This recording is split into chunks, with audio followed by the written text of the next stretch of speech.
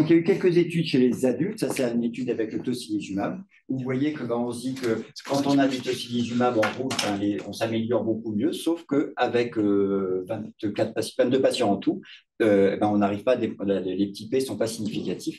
Donc finalement, c'est quand même plus dur chez les adultes que chez les enfants. Donc, toujours pour finir la revue de la littérature qui a été faite au moment des recommandations, on voit que pour les anti-IL1 et les anti-IL6, on a un effect size qui est tout à fait intéressant en termes de réponse. Là, on avait pris comme critère jument la CR50, qui est un critère très articulaire, donc qui n'est pas forcément le meilleur, mais c'est celui qui est le plus consistant, qu'on retrouve de façon plus régulière dans les essais, d'où son utilité. Donc, en tout cas, c'est là où on a le plus haut niveau de preuve en termes d'efficacité. Donc, on insiste sur le fait que la place centrale des anti-S6 et anti-L1 et sur le fait qu'ils doivent être mis en place dès que possible et pas seulement chez des patients chez qui on est en échec d'un certain nombre de lignes de traitement ou éventuellement d'une corticothérapie prolongée. Pour dire ça et pour parler de cette fenêtre d'opportunité qui a été largement démontrée dans d'autres maladies comme la polyarthrite rhumatoïde, on a deux grandes études, des études observationnelles, rétrospectives, où on a comparé des patients qui avaient été traités précocement, moins de 3 mois versus moins précocement, plus de 3 mois. Ça, c'était avec les anti-L1. La même chose avec les anti-L6. Vous voyez que c'est un petit peu différent, c'est très tôt, dans le mois, mais ou un peu plus tard. Et on voit que quand on regarde la fréquence de la maladie cliniquement inactive, 92% versus 37% ou 54 versus 0.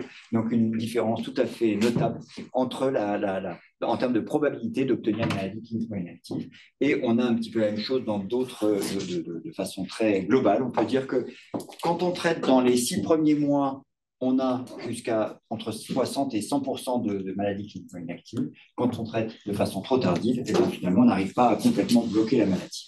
Donc, sur cette notion, on se dit qu'il faut traiter le plus rapidement possible avec ce type de traitement quand ils sont disponibles. L'autre élément, c'est le fait qu'il y a une petite préférence pour les anti-IL1. C'est un peu plus spécifique des maladies auto-inflammatoires, donc quelque part, ça confirme le diagnostic. Et deuxièmement, Fabrizio a passé beaucoup d'heures à construire ce tableau pour regarder la tolérance, notamment le risque d'effet indésirable entre le tocilizumab ou les anti-IL1. Et vous voyez qu'en termes d'infection, notamment d'infection sévère, il y a une différence entre le tocilizumab et les anti-IL1.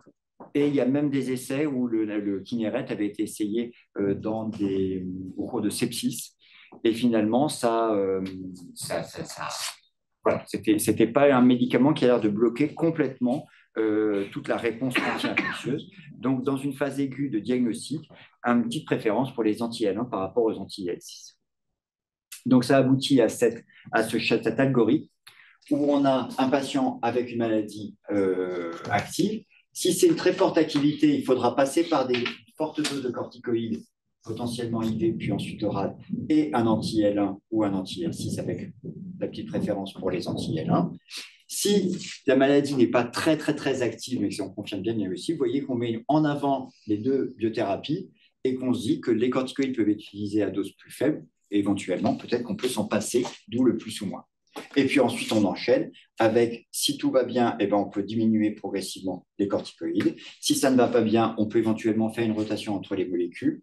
Et puis, on finira par là. Mais l'idée que quand ça ne répond pas selon ce qui est comme attendu, il faut contacter un centre de référence, parce que ça, c'est quand même, il faut rediscuter le dossier, il faut éliminer l'infection et éventuellement, ça pourra aboutir à l'introduction de traitements expérimentaux, il y a des essais en ce moment qui apparaissent avec de nouvelles molécules. Pardon. Ça. Et le dernier point, donc, il manque une diapo, pardon, il n'en manque plus. Donc, il manquait, oui, pardon, c'est la partie 2, c'était ça.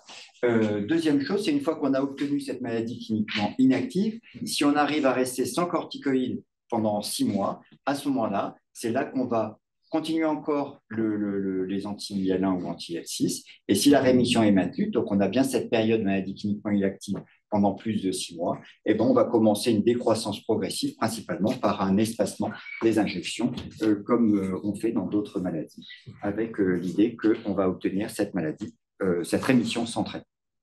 Et enfin, pour finir, insister sur le fait que pour les patients qui ne rentrent pas dans les cases, qui n'évoluent pas dans le bon sens, dès qu'on a un doute, il faut contacter les centres experts. Donc, il y a tout le réseau d'IRN-RITA qui va être particulièrement actif à l'échelon européen. Et puis en France, la filière, vous connaissez bien, le Cerebaya, qui est le centre de référence qui vraiment a comme fonds de commerce les maladies auto-inflammatoires, il y a RAISE également, et en tout cas, à chaque fois, c'est l'ouverture possible à des RCP qui permettront de rediscuter les dossiers ou de rediscuter tant en termes de diagnostic que de traitement. Et je finirai par cette belle image de la pitié, ça a un peu changé depuis là c'était en 1800, et donc simplement pour vous dire que c'est à la pitié qui a été décrit, on en parlait hier, la première polyarthrite rhumatoïde, et c'était décrit comme une pseudo-goutte, et c'était donc il y a quelques siècles. Voilà, merci beaucoup.